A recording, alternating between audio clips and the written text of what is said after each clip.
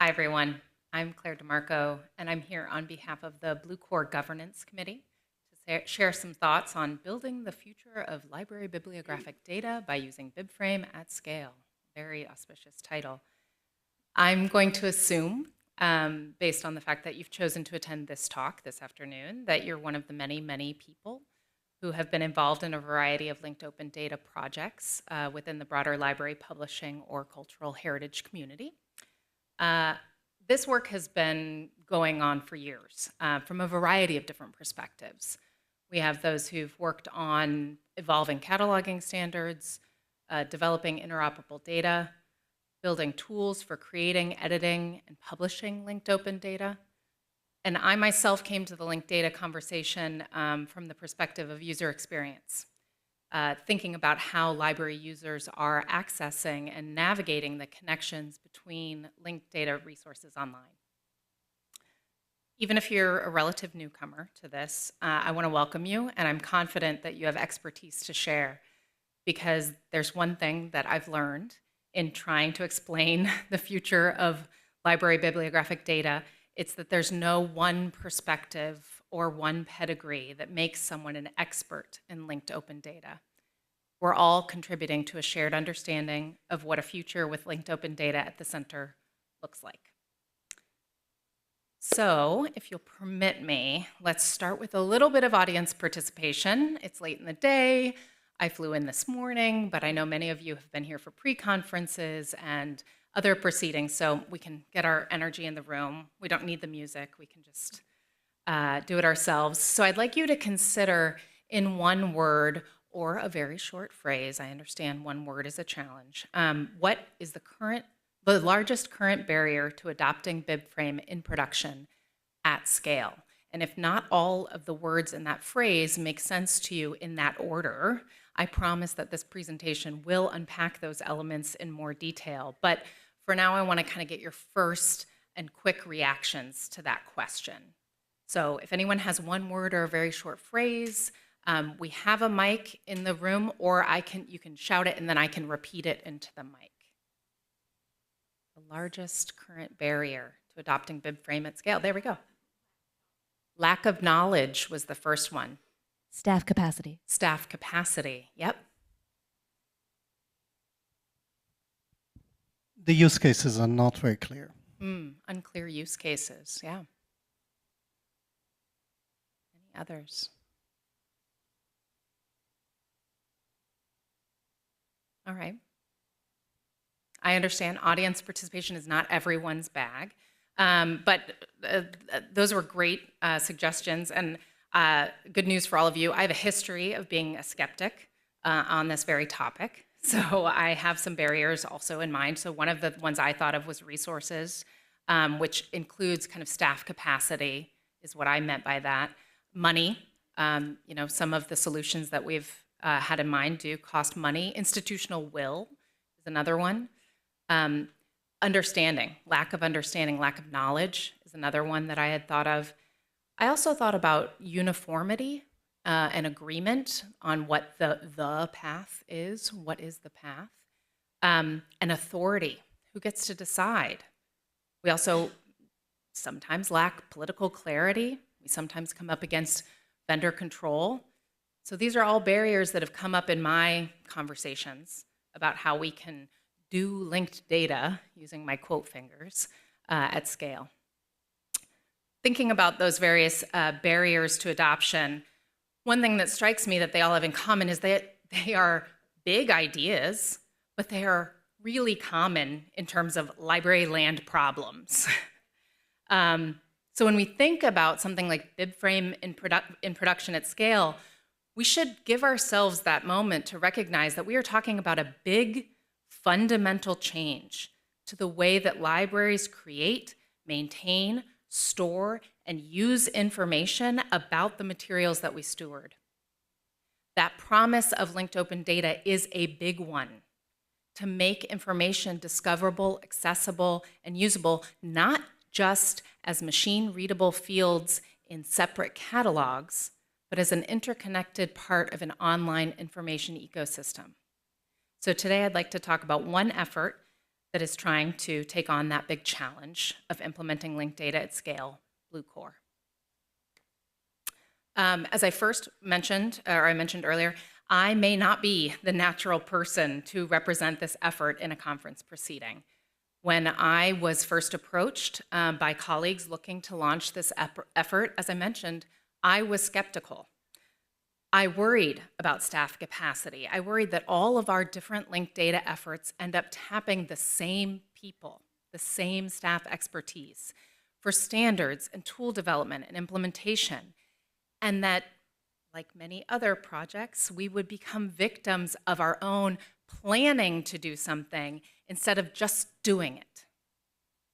And it wasn't until I joined the University of Pennsylvania Libraries, which had already made a commitment to this initiative, that I was able to truly understand the distinctions of what this project is and how the collaborators involved were working to bring BIBFRAME in production to scale. They also wanted to just do it.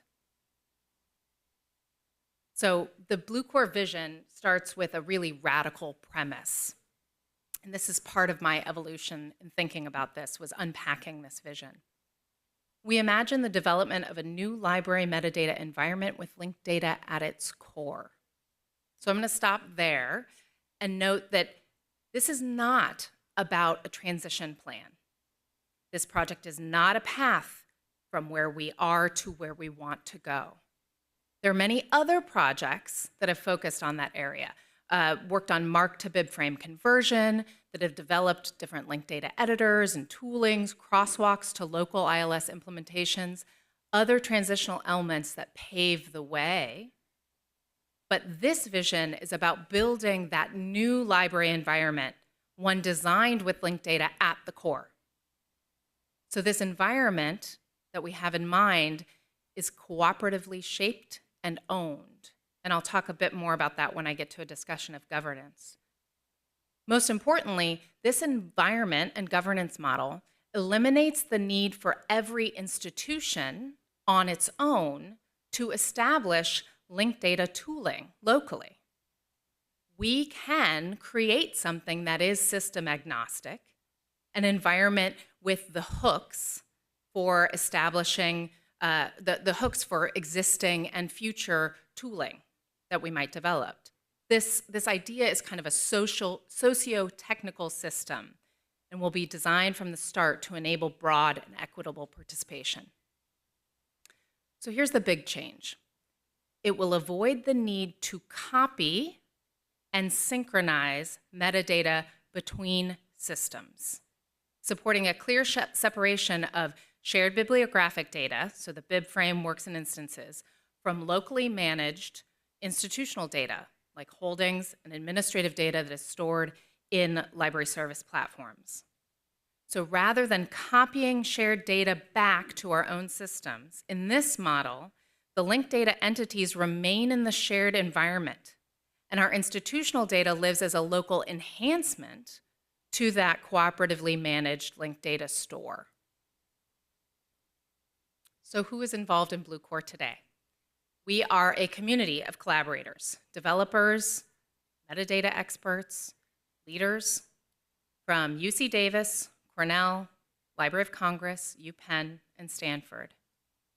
And we are all contributing to the shared development of our BlueCore data store that integrates with BlueCore-specific instances of linked data editors, Sinopia and Marva specifically. So in addition to the governance committee that I'm a part of and representing today, we also have a metadata team and a technical team working alongside one another. And our structure relates directly to that vision statement. The idea that this socio-technical system can reflect our goal of having the metadata team and technical team work side by side throughout development.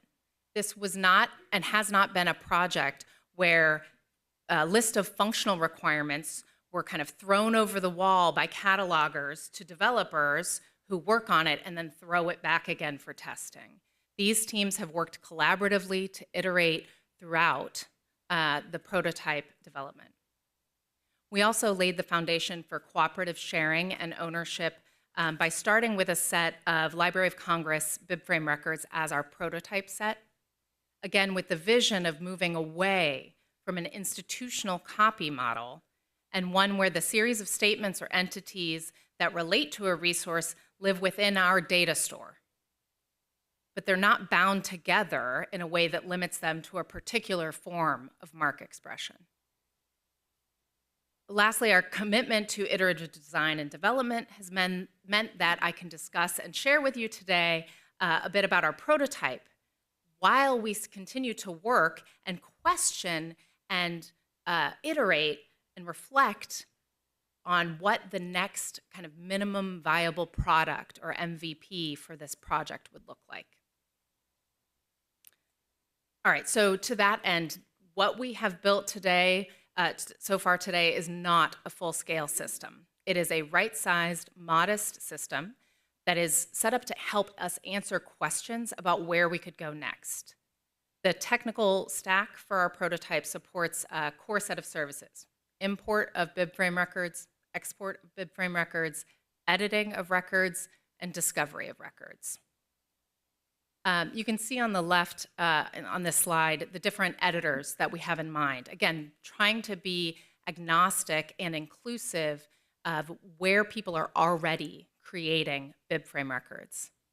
Then we use KeyCloak as an authenticator for all of those systems to authenticate into Bluecore. And through our Bluecore API and workflows, we interact with the data in the data store. You can see there's a line there for our AI agents that we're experimenting with. I'll talk a bit more about that. But ultimately, the Bluecore vector store is what we're talking about. So when we look at the work that has gone into the prototype development, we can think of it through a couple of lenses. On the left-hand side, you'll see the functions, data workflows, and infrastructure that goes into Bluecore. Across the top, you'll see that this is designed to be a flexible tech stack that utilizes both existing tooling and some new tools that our technical team added to meet additional needs.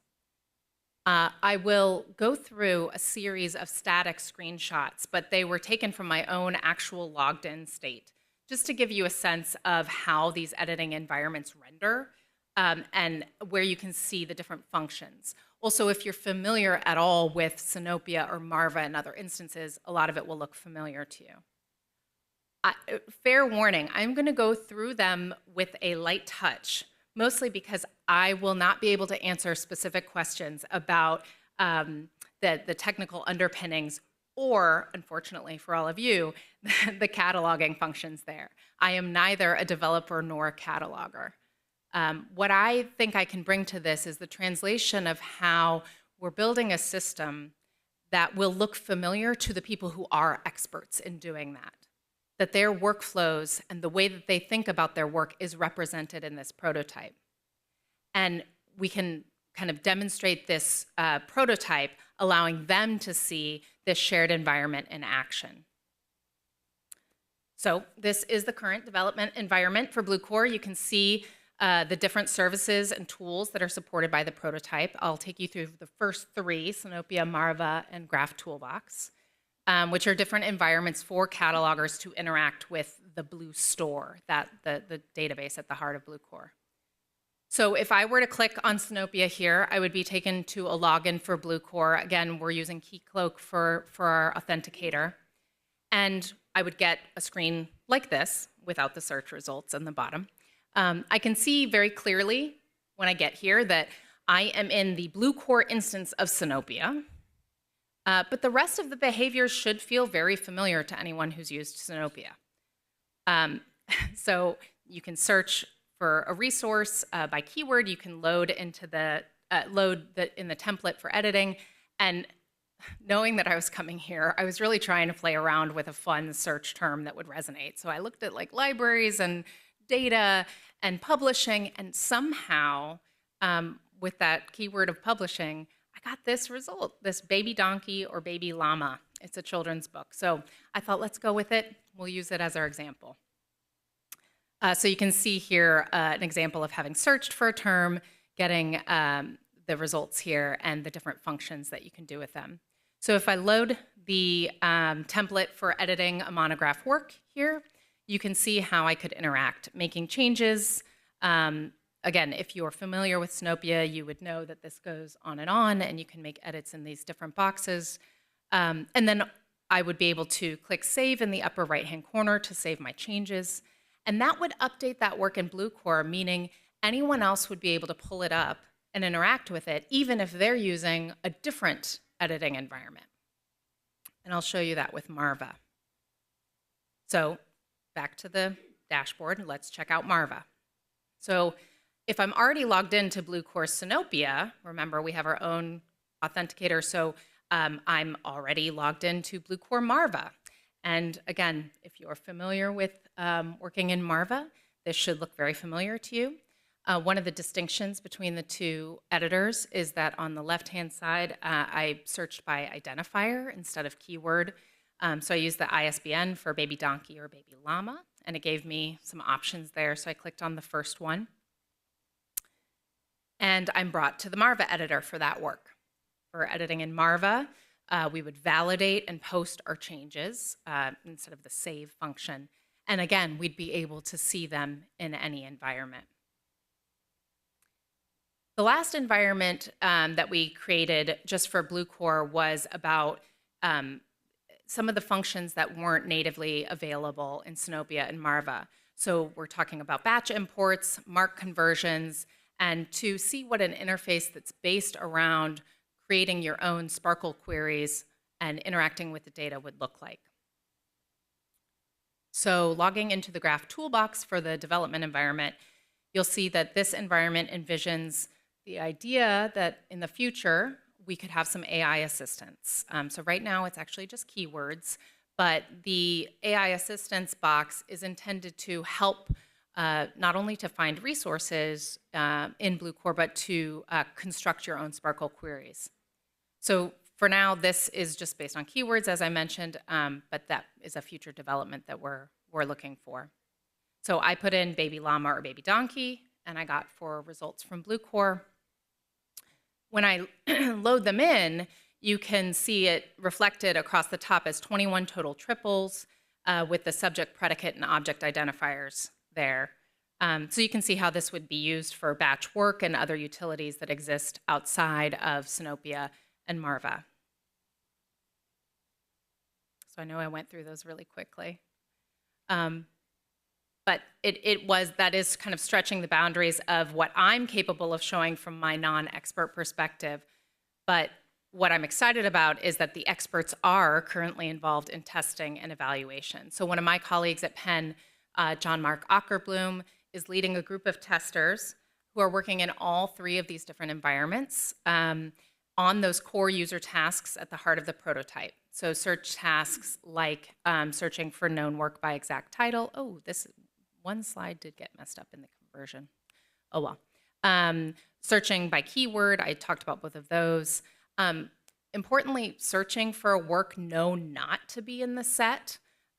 Searching for work by identifiers, I talked about that. And many other search functions. Additionally, edit tasks like editing a value, inserting a lookup value, deleting, establishing relationships between entities, adding different statements, and then saving, displaying, and integration tasks. So saving your edits in one editor, as I talked about, and then viewing them in another. Viewing work instance descriptions in any script. Exporting work instance descriptions from the prototype as RDF. Editing exported works, and this slide cut off, but import also, and several other functions. At the same time that we're testing those kind of workflow pieces, our technical team is also monitoring the system with the system-based stress tests to determine the results of these multiple interactions from multiple sources hitting the system at once, and really investigating scalability of this beyond just the test set. And I don't think I mentioned, but the test set was 350,000 concise bound descriptions from the Library of Congress, which translated to, I think, something like 430,000 works and 560,000 instances in the prototype. So as we evaluate the prototype, as I mentioned before, we're kind of asking ourselves, what would a minimum viable product look like, that MVP, based on this? And we're working to identify what workflows would need to be put into production to really say that we've moved into a production space. And I initially, when I was thinking about this for our own use at Penn, I was kind of thinking about the simplest approach being original catalogings of monographs. Just kind of a direct one-to-one. But then I was realizing through conversations with colleagues that in order to truly scale and see the broadest impact and the value of this, we need to think more about kind of our approval plan or continuing order workflows, those ones where we routinely rely on batch record loads and where there would be multiple institutions with the same content to see how interacting from multiple points would impact the system. Those are much more likely to be duplicated, and we would be able to test the vision that we have of a system that's not based on local copies of bibliographic data. We also, of course, need to refine our architecture and development plans, thinking more critically about things like deduplication. That is another place where we are experimenting with AI, but also the need for change notifications and audit history, being able to roll back changes, things that really reinforce that for all of the technical requirements and systems requirements, as I mentioned before, this is a socio-technical system. So it's really how we as collaborators think about those problems that is going to make an impact for the product. How can we rely on the system and each other as peers working in this shared space? Lastly, we designed the prototype to be a throwaway data set. We wanted to be able to change things, break things, mess with them. So looking ahead to the MVP stage, we want to think about what is the number of BibFrame records that are needed to truly make this an MVP version? And where, beyond the Library of Congress BibFrame database, do we want to look for that data? So we've been looking for existing sources of open data and considering publishing workflows and vendor partnerships. Lastly, I just want to highlight the efforts that we continue to focus on in the realm of community engagement, like what I'm doing today. This work is not happening in a vacuum. It is building, as I mentioned, on decades of linked data exploration and continuing evolution in the metadata creation workflows across our community. We're looking for opportunities to generate training modules and solicit feedback from cataloging staff to share this work as openly and transparently as possible with the people who are impacted by it and interested in it, to incorporate their feedback and feedback from the entire community about our vision and direction. And then again, reinforcing that socio-technical piece, we need to identify and share our community values as broadly as possible. Wow, I rushed through that. I want to thank you for your time and attention. I have left, obviously, a lot of time for questions, and I want to call out that my colleague, Peter Brantley from UC Davis, is here to answer the really hard ones. So thank you again very much for your attention.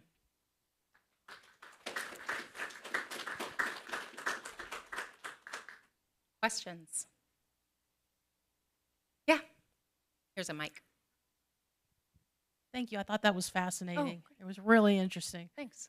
What a wonderful direction y'all are going with this. Thank you. I work with Alma, and we have a community zone. Yep. And one of the problems we face is error development from other places, kind of moving around the system. Mm-hmm. Have you guys thought about that, and what kind of steps are you taking for that? Yeah. I'm sure you've thought about it. Yeah.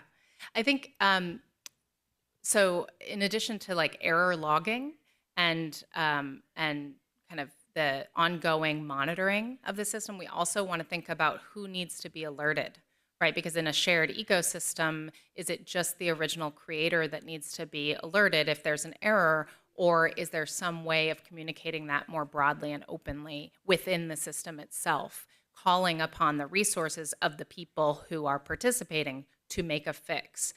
Also, one person's fix might not be another person's solution. So I don't have an answer to that yet, but it is definitely a question on the minds of the folks doing the testing right now. How would they, now that they've seen the system, how would they expect getting that information, and how would they be expected to respond? So that's definitely something we're looking at. Any other questions? Peter's really ready to answer the hard ones. Any thoughts on whether any of what I've shared today, in your perspective, and I'm happy to hear pushback, addresses some of those barriers that we talked about in the first part of the conversation? So when we were thinking about staff capacity, we are trying to build a system that reflects some of what catalogers are already doing and investigating. When we talk about resourcing, we're trying to eliminate the need for duplicative tooling and effort across institutions. Any other ways in which folks think we might be able to meet some of those difficult challenges? Boaz, yay. Maybe it's for the harder part of, I don't know. So authority control was always like a little bit of a huge advantage that, linked data can be worked out. Is there anything kind of you're working on or thinking of, or anything you want to be saying about it? Yeah, I think we're trying to find that sweet spot between kind of completely open, like the Wikidata model of editing, and authority control from the strictest sense, right? To be a more inclusive and open and transparent set of data, but with that high quality authoritative effort or expectation. And I think that's a challenge. I think one of the ways in which we're talking about scalability, this was not in my notes, so this is just off the cuff, but is thinking about, we can make all of the data open, which is our intent, that everything would be CC0 license, open to anyone. That doesn't mean necessarily that every contributor is part of the contribution community. So what are the requirements? We talked about training modules. What do we expect people to adhere to? And what can we learn from the work that the PCC has done, that some of these different groups that have been looking at BIBFRAME for a long time have brought to the table to make that an expectation of this shared community?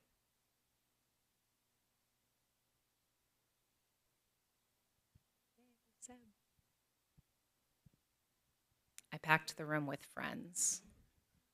I'm so sorry if I missed this at the beginning, but I'm curious, as you think about scaling, do you have a vision for what, for me, when you move towards MVP, there might be a conversation about governance, about how you go about managing the roadmap for the technology itself, and whether there's a distinction between the roadmap for the technology itself and the governance for this cloud of data. You started talking a little bit about the idea of authority control, which implies a code for participation. Right. Do you see one cloud? Do you see this leading to a universal cloud of bibliographic data?